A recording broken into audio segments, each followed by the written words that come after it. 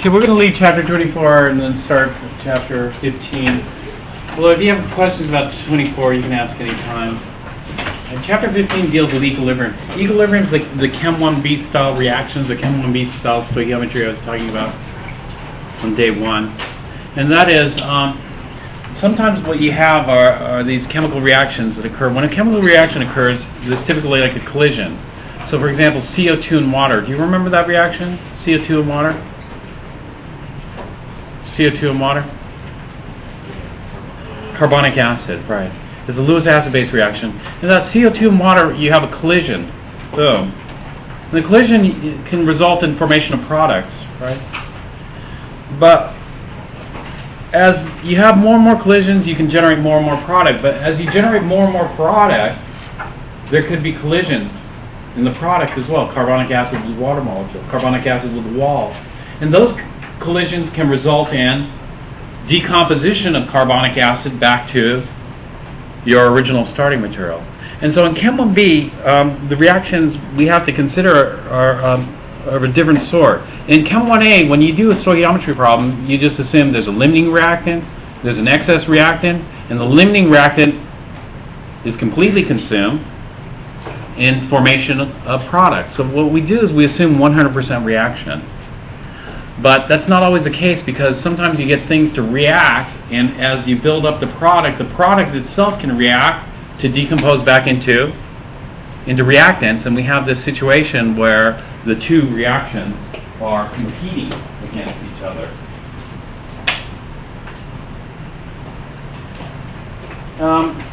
Sometimes the competition isn't so obvious. So for example, in nitrogen and oxygen is like air, it's a stable mixture. Nitrogen really doesn't want to react with oxygen. But under conditions, extreme conditions like high temperatures, high pressures, you can get nitrogen and oxygen to react to form something like a nitrogen monoxide here. And so as the nitrogen and oxygen react, is this going to be 100% reaction? Let's say you start off with 100 moles of nitrogen and 100 moles of oxygen. Are you going to get a complete reaction to NO? What do you think? No, because it turns out that NO is not that stable, and there could be collisions with the NOs. An NO collides with the NO and then reverts back to something that's much more stable. And so this is an example of a Chem 1b style problem. It's not that no NO forms, because under these conditions, NO does form. It's just, this is a two-way reaction. There are collisions in the forward direction, there are collisions in the reverse direction, so you got two competing reactions. Now, which one's more favorable? Which one's more favorable depends on the conditions, but in this case, which one's more favorable? Well, nitrogen and oxygen are much more favorable, much more stable combination. And so how do we do stoichiometry problems like this? It's very difficult, because let's say I had 1 mole of nitrogen, 1 mole of oxygen. That's called a stoichiometric mixture. A stoichiometric mixture has no limiting reactant. A stoichiometric mixture, you just have the perfect amounts of reactant. It should all react and be completely consumed. So if I take 1 mole of nitrogen, 1 mole of oxygen, I expect to form how many moles of NO? 2 moles of NO. Right? But in this particular reaction, I'm not going to get anywhere near 2 moles of NO. What's going to happen is I start building up that NO concentration. The NO itself is unstable and undergoes reaction and goes backwards. And so there's going to be a point where the two competing reactions are kind of tied. And it's not that they're tied that they're going to be even. They're tied in pushing one way or pushing the other. And so the forward reaction is pushing at this speed, and eventually the reverse reaction will be pushing back at an equal speed. We call those rate of reactions. And so we're going to reach this situation of dynamic equilibrium when the rate of forward reaction equals the rate of reverse reaction. When that happens, then as fast as it's being produced, it's being decomposed. And so what happens is it's being produced but being decomposed at the same rate. We hit a state that's called dynamic equilibrium. Dynamic means change, equilibrium means no change. And so there's change at different levels. What happens is the reaction never stops, because can you stop collisions?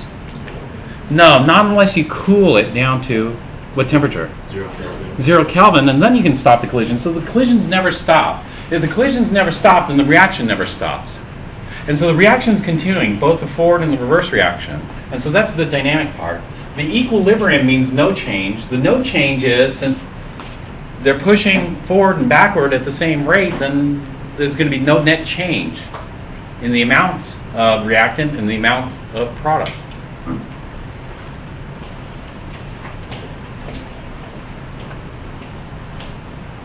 So what we want to do in Chem 1B is we want to make a prediction. If I start off with 1 mole of nitrogen and 1 mole of oxygen, how much of that will react? Maybe not all of it, but will 50% of it react? 10% of it react? 5% of it react? How much of this is going to react? That way I can predict how much product I'm going to form. Right now, with your Chem 1A knowledge of stoichiometry, you can't do this. You can't figure it out, right? Because we don't know what the percent reaction is. If I gave you a percent and I said, well, only 1% reacts, then you could figure it out. But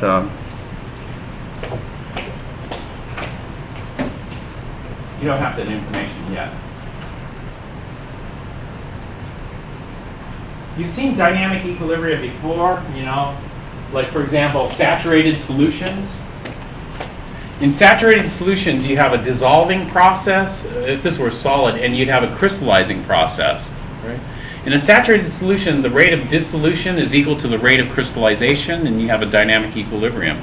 You guys remember that? And you can predict. Saturated solutions are easy to predict, because saturated solutions, the definition of solubility is the maximum amount of solute that will dissolve in a given amount of solute. So, for example, let's say 1 sugar cube. Let's say you could dissolve a maximum of 3 sugar cubes per cup of coffee. Then, if you had 2 cups of coffee, you could easily predict how many sugar cubes. Yeah, double it. 3 cups, triple it, right? That's easy to predict. And so maybe chemical reactions are the same way. Maybe chemical reactions, it's like, okay, I see this reaction, and 30% reaction. Maybe if I double it, I'll get whatever. We'll figure it out. And so we've got to think about ways to deal with this.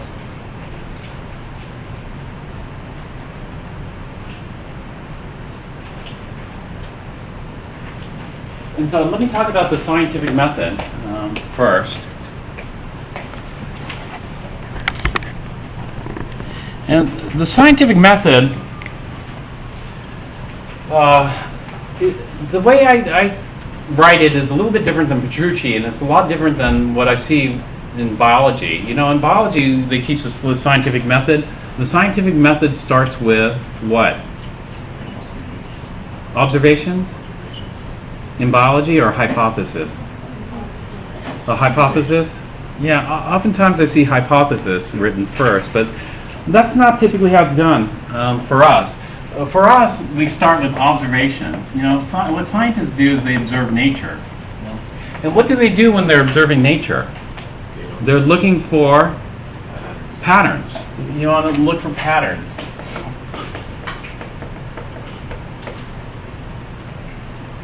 And so let's say if we can see some patterns here arise. We're going to take this reaction. Now look at this reaction here. We have 2 ions coming together. Is that a metathesis reaction? We got a copper 2 ion and a tin 2 ion. They're going to react. Metathesis? No. This is a bit different. This is an example of redox reaction. How can you tell? Because take a look. In metathesis reactions, the 2 ions would probably come together and precipitate out. And so you start off with copper 2, you'd end up with copper 2, but just in the precipitate. In a redox reaction, we might start off with copper 2, but we end up with copper 1. And in fact, these ions didn't stick together, or they didn't form a precipitate, they didn't form a gas. In fact, these ions just transferred an electron, because we're going from copper 2 to copper 1, so the charge has changed, therefore the number of electrons has changed. And where do the electrons go?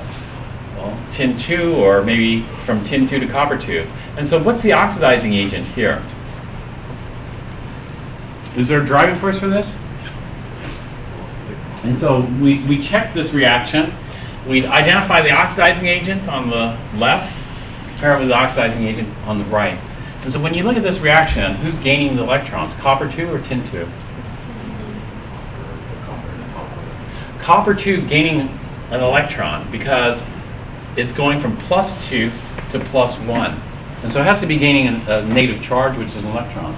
And then tin must be losing because tin is going from +2 to +4. And so it's got to be losing electrons. And so copper 2 is the oxidizer on the left. What's the oxidizer on the right?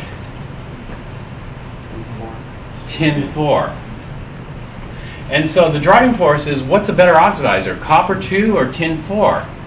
In Chem 1A, that's what we do. We look, which one's the stronger oxidizer, copper 2 or tin 4? We look it up on the chart, see which one it is, and we either have a driving force or no driving force.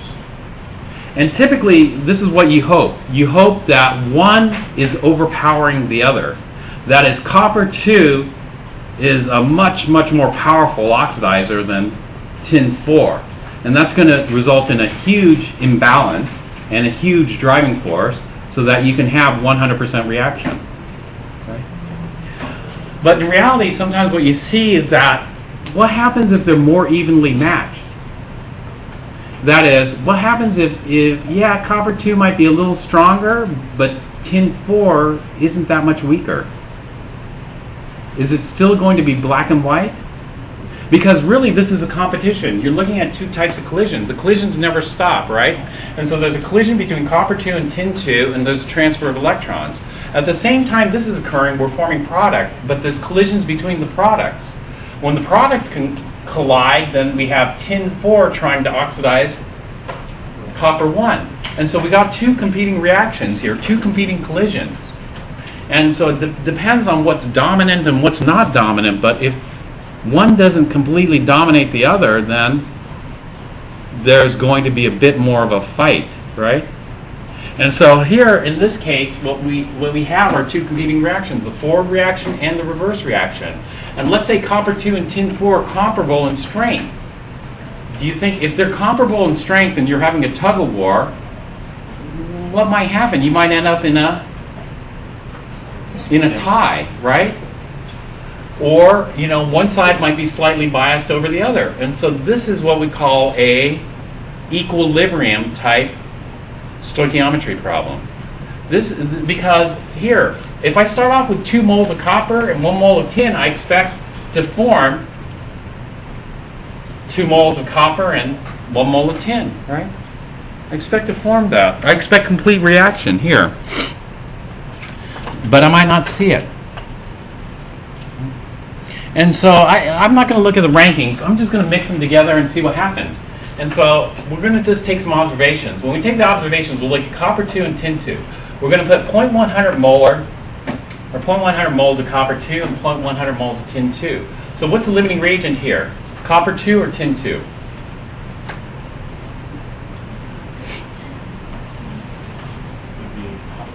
Yeah, copper is the limiting reagent because we need twice as much copper. Do we have twice as much copper? No. And so copper is the limiting reagent. And so in Chem 1A stoichiometry, the limiting reagent should be completely consumed, right? And if I reacted, then I'm going to be left over with 0 limiting reagent. I'm going to have some excess reagent. And so how much copper 2 is consumed? All of it. And that should produce 0.100 moles of Cu plus. How much tin 2 is consumed? Half of it, 0.05. And so I should be left over with 0.05, and then I'll form 0.05 tin 4, 0.1 copper. Is that what happens? And so I mix this together. When I mix it together, did it react to completion? Was my limiting reactant completely consumed? And so this is before reaction, this is after reaction. And so I let this sit for plenty of time. Nothing is happening. It's completely reacted, but I have some limiting reactant left over. And this stuff will not react. I mean, no matter what I do. I know that there's a dynamic equilibrium. You know, it's constantly reacting, but it's constantly reforming. And so there's nothing I can do because this is the end of the reaction. But take a look. My limiting reactant hasn't completely reacted. Well, if I start off with 100 and I end up with 36, start off with 100, end up with 36, what percent reaction did I just have? 64% reaction. And so it looks like 64% of my limiting reactant reacted. Well, maybe I can use that. Because if I repeat the reaction, maybe it's 64% reaction, which means the forward reaction's favored, right? So I might think 64%, the forward, that is, the products are a little bit more stable than the reactants. And so 64% of the reactants are consumed, leaving 36% left over. Does that make sense? And so maybe that's the pattern. And so remember that number, 64%. And so we'll take another observation, exact same reaction, but now what we're going to do is we're going to approach it from reverse. And in other words, we're going to start off with product, 0.100 moles of copper plus, 0.100 moles of tin 4. What's the limiting reagent? Going backwards. Yeah, copper, because we need twice as much copper as tin. We don't have it. And so this is a limiting reactant. So if this reaction went 100% reverse, we'd consume all of our limiting reactant, we'd be left with 0. But, you know, I knew it went 64% this way, right? And so it really should go 34% that way. If it goes 64% this way, it must go 34% backwards, right? So let's see how much of the limiting reactant was consumed. And so we started off with 0.100. After the reaction's completed, no more reaction occurs, we're left with 0.0433. And so if we start off with 100, we're left with about 43, which means 57% reacted backwards. So I got 64% reaction forward, which seemed to mean that forward reactions seemed to be more favorable, right? The products seemed to be a little bit more stable. And so the tug of war was going to be, at the end, when everybody gave up, is going to be biased towards the product, right? But looking at experiment 2, it's 57%. Seems like when everybody gives up, we have more reactant than product. And so what's going on here? Because those observations seem contradictory, right? I was expecting 34%, and I got 57%.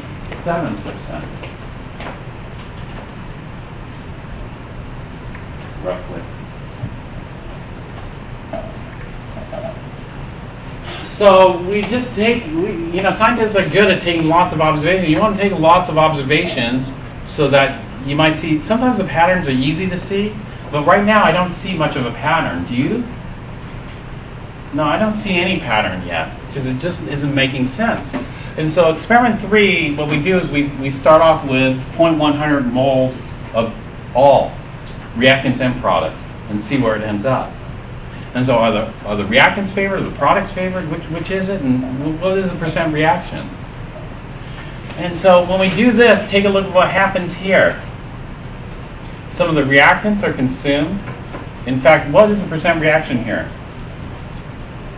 We start off with 100, we end up with about 92. So 7.8%. Yeah, 7.8 or about 8% reaction. We get 8% reaction here in the forward direction.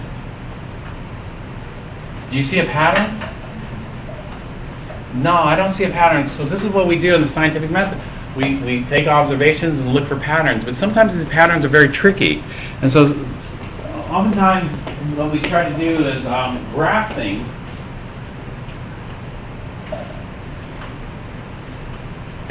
To see, you know, maybe if we do it graphically, the pattern might stick out.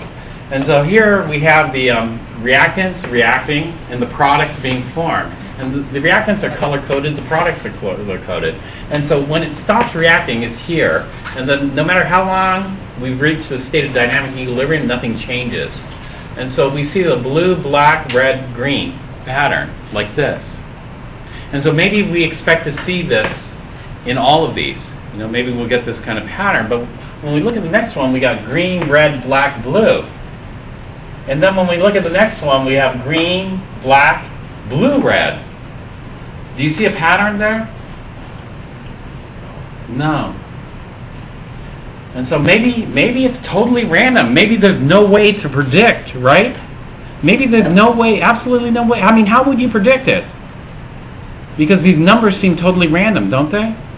And so how could you make a prediction about the stoichiometry of this? You know, what percent reacts? You know, how much product you're going to form if there's no pattern? Well, we don't give up here. We don't see it graphically, but maybe there's a mathematical pattern hidden in there. And so here are some attempts at mathematical patterns. The mathematical patterns is maybe take the ratio, and these are just, you know, you just try different things, trial and error, and see if you can find the pattern. And so one of these is they took the copper, the concentration of the products divided by the concentration of reactants, and see, is there some consistent pattern between experiments 1, 2, and 3? And so when they take the ratio of product over reactants, do you see it? Any pattern there? No, there's no consistent repeating pattern there. Well, maybe it has to do with the coefficient, because the coefficient on copper is 2. And so what if we double the copper? If we double the coppers, leave the tins the same, and take the product to reactant ratios, do you see the ratio? Does it have a consistent pattern? Would you be able to predict reaction 4, what the number for reaction 4 is? Absolutely not, because it looks totally random, just like this. I mean, who knows what reaction 4 is going to be? All right, so continuing to try to find a pattern, and you know, why did they do this? Who knows why they did this, but they did this. They squared the copper. And since it has a coefficient of 2, if you square the copper, now look, when we square the copper, is there a consistent pattern? Could you predict reaction 4? Yes. Yeah, reaction 4 should be 1.48. Reaction 5 should be 1.48. Hopefully. Hopefully this pattern holds true.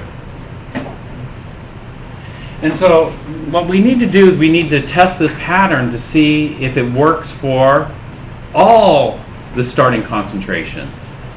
And it does. And then we need to test this pattern on other things.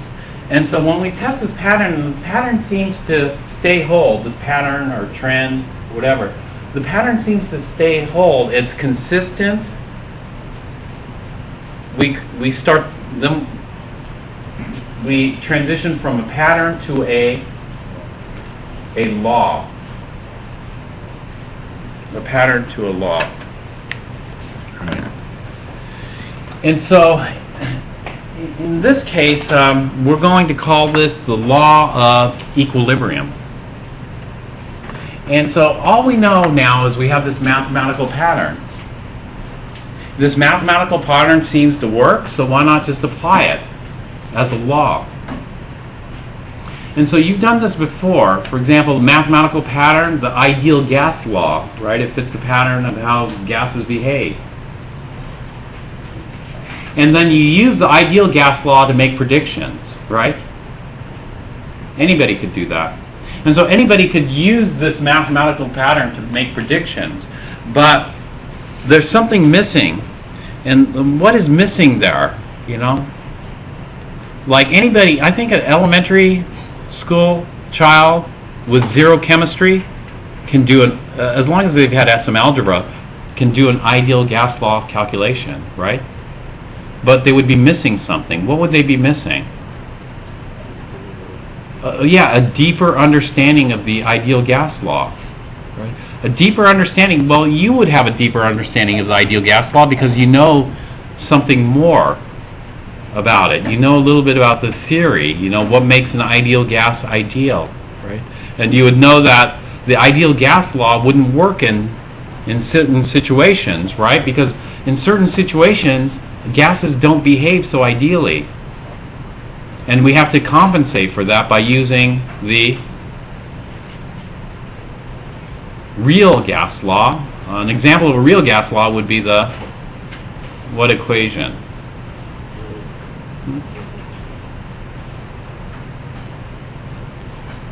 The Van der Waals equation. Do you guys remember doing that?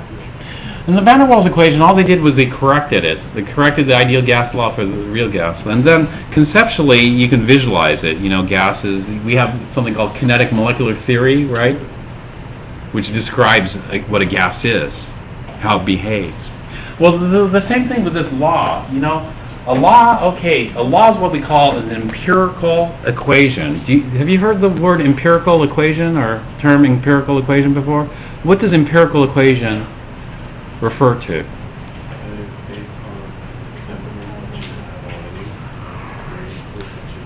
Yeah, this law is based entirely on observations. It is not based on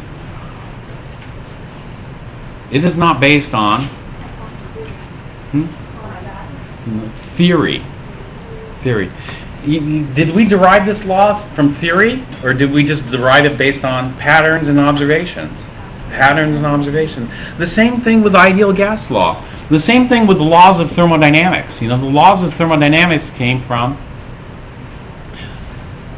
observations. Those are empirical equations that fit the observations. And so we'd rather have a deeper picture of what's happening here. And the deeper picture is if we carry this to what comes after? I have a law, a hypothesis.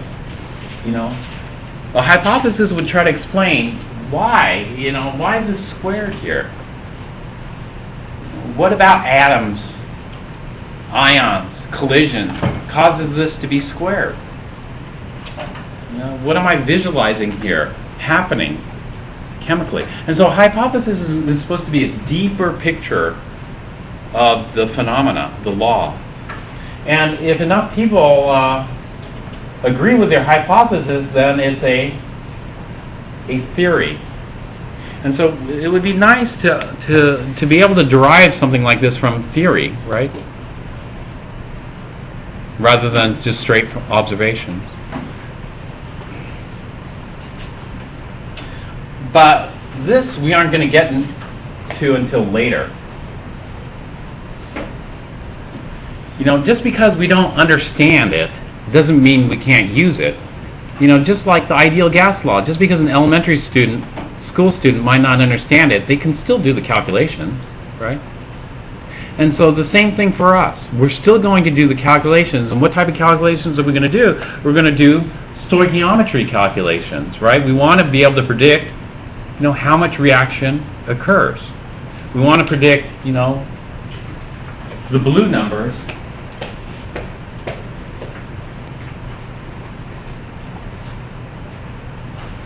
that are given here. And so, for example, if these bottom two lines weren't here, we're given 0.100, 0.100, 0, and 0, could you have predicted this? Could you have predicted, oh, there's going to be 64% reaction? Or here, if we weren't given these bottom two lines, could you have predicted, oh, we're going to have about 57% reaction in the reverse direction?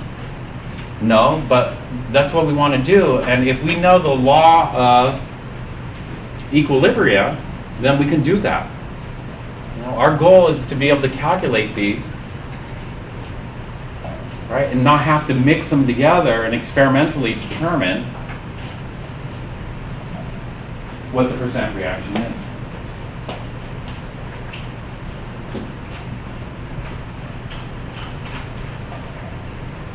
In order to do that, we need this value here, this number. And this number is, you know, this number typically comes from an experiment. You know, we do the experiments and find out what the ratio comes out to. In this case, the ratio comes out to 1.48, 1.483. And so, in order to have a statistically meaningful average, how many experiments do you want to do? Three. Yeah. And so we do 3 experiments, and we average the data, and we get something like this. Well, do you want to do that for every single reaction that occurs in nature? No, it would just be way too much work. 3 experiments for each reaction to determine what this is, the constant. This is a constant. And the law of equilibrium looks like this. So I'll just write it out.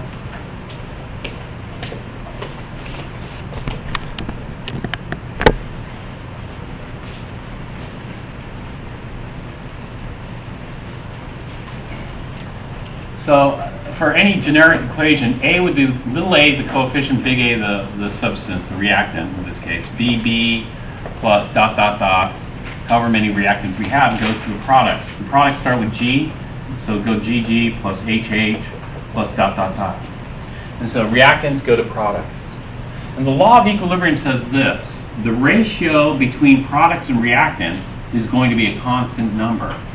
As long as we raise the reactant, let's say this product concentration from little g, this to the little h dot dot dot, divided by a, little a, b, little b, dot dot dot. And so this is equal to a constant. Now how do we determine this constant? Well, we've got to do 3 experiments, right? At least 3 experiments to determine the constant. And once we know what the constant is, then we can use that constant to make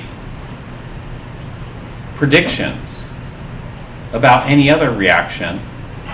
I mean, any other set of conditions for this same reaction. The constant is specific for this reaction and temperature.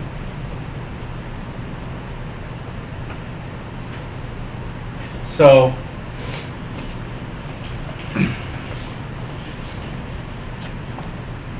how can we determine K without so much work? Are there other ways to determine K? And it turns out there are other ways that we can determine K without having to do experiments all the time. It's like delta H. You know, delta H is a very useful number. We use delta H to make predictions. You know, how many candy bars it takes to climb a mountain or something like that, right? Delta H calculations. But how do we determine what delta H is? How many different ways can you determine delta H?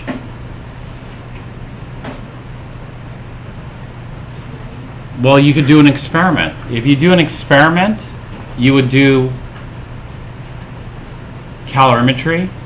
If you do calorimetry, which one would give delta H most directly? Constant pressure calorimetry or constant volume calorimetry? Constant pressure. So if you do constant pressure calorimetry, you run 3 of those, and then you calculate the delta H for, the average delta H for that particular reaction. And so you could use constant pressure calorimetry. Could you use constant volume calorimetry, like a bomb calorimetry? No, a bomb calorimeter would not give you delta H. A bomb calorimeter would give you delta U, right? But you could do a bomb calorimetry experiment and then correct the delta U value that you get by assuming that the reaction occurs under constant pressure and calculating the amount of work that was done and then factoring that into delta U to get delta H. Does all this sound familiar? Yeah? If not, then you should go back and review thermo, because we're going to have thermodynamics part 2 later in the semester. And if you don't have this stuff down, then you'll need to have it down by the time we get there. But bomb calorimetry and constant pressure calorimetry are a lot of work. Is there an easier way to get delta H? What's the easiest? If somebody asks you, hey, I need to know the easiest way to determine delta H for a reaction, tell me what it is. What would you tell them?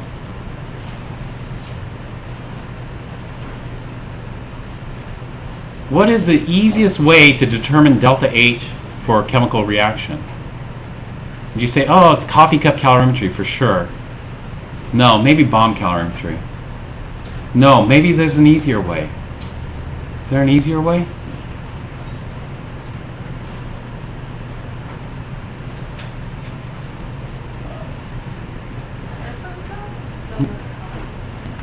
I'm sorry, what? No. maybe you don't even have to do an experiment. Is there a way to get delta H without having to do an experiment? Hmm?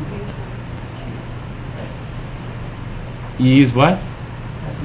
Hess's law. And what's the easiest application of Hess's law? You do. The easiest application of Hess's law, the easiest way to get delta H is use Hess's law with standard enthalpies of formation, delta H's of formation. Do you guys remember that?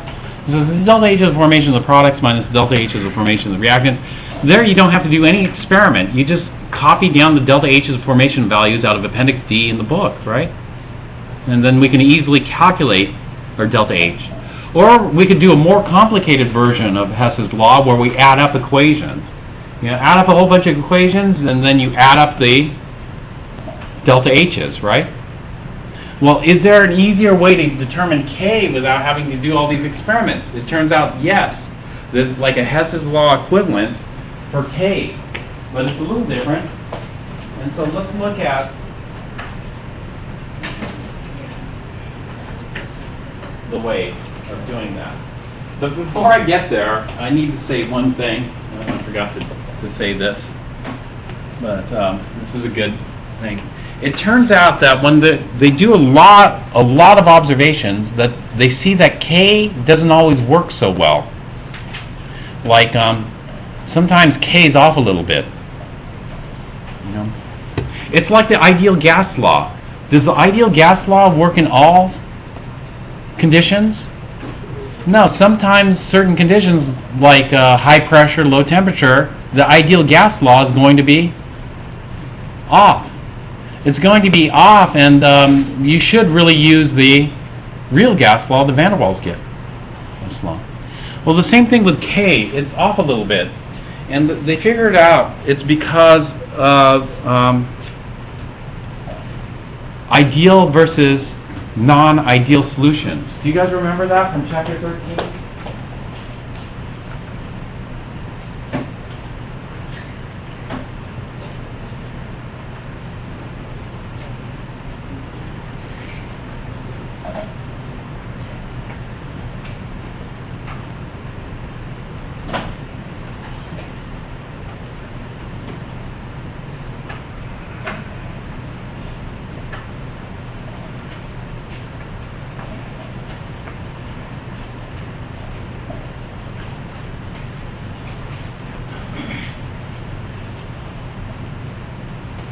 Okay, this is from chapter 13, page 587. This table is very, very important because, for example, if we have sodium chloride is a strong electrolyte. Strong electrolytes do what?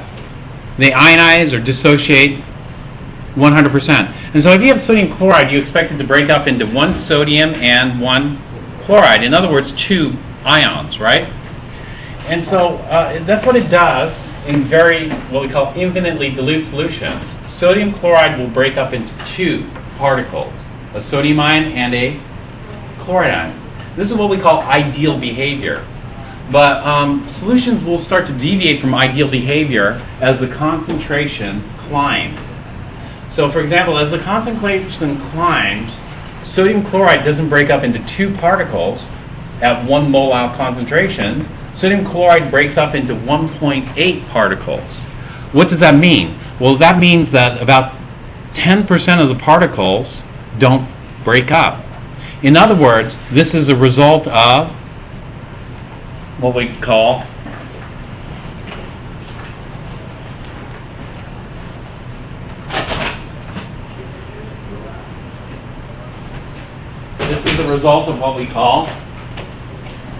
interionic attractions. And so what happens is, okay, when the concentration increases, then there's a greater tendency for sodium to be close to chloride.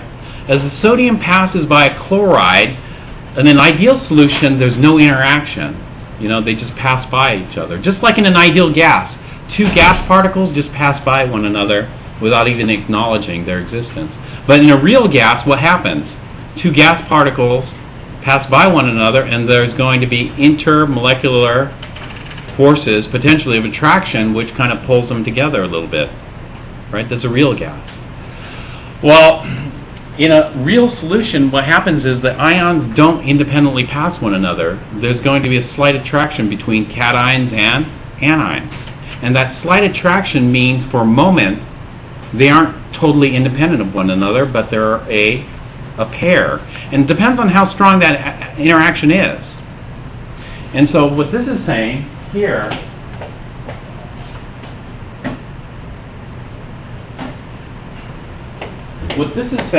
is essentially 10% of the ions are paired up. That is, rather than behaving as two independent particles, they're attracted to one another such that they behave as one pair rather than two particles. Does that make sense?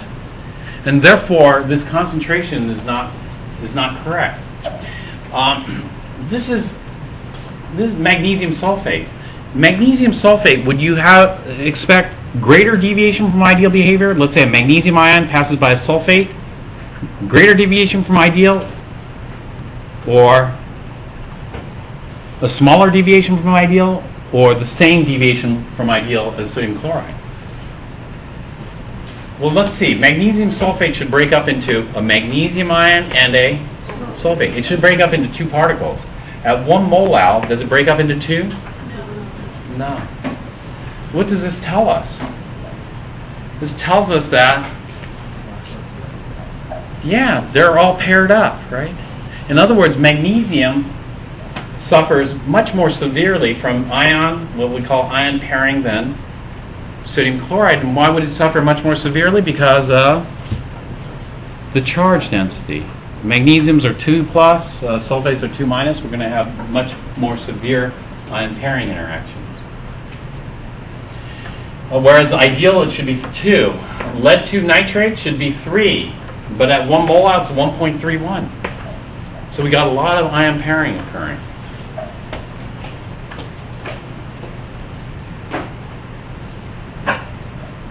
So there's one word we need to know from Chapter 13, the definition of. From Chapter 13, go back to it, Chem 1A, we need to know activity. Do you know the definition of activity? Activity is defined as the effective concentration. The ideal concentration of sodium chloride might be 1, but the activity is 1.8. Right? Or not. I said that wrong. Sorry. Long day. The ideal concentration of sodium chloride should be 2, but its activity is 1.8 because of ion pairing. Right? And so activity is the effective concentration of that solution.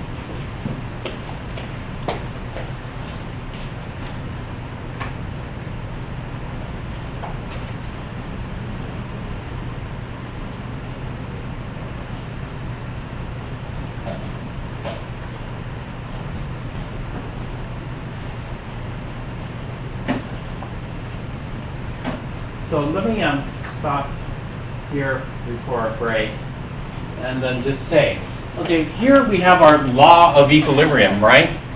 But sometimes we see, it deviates a little bit from what we predict. And the reason it deviates a little bit from what we predict is we're assuming the solution's ideal when there are interionic attractions occurring.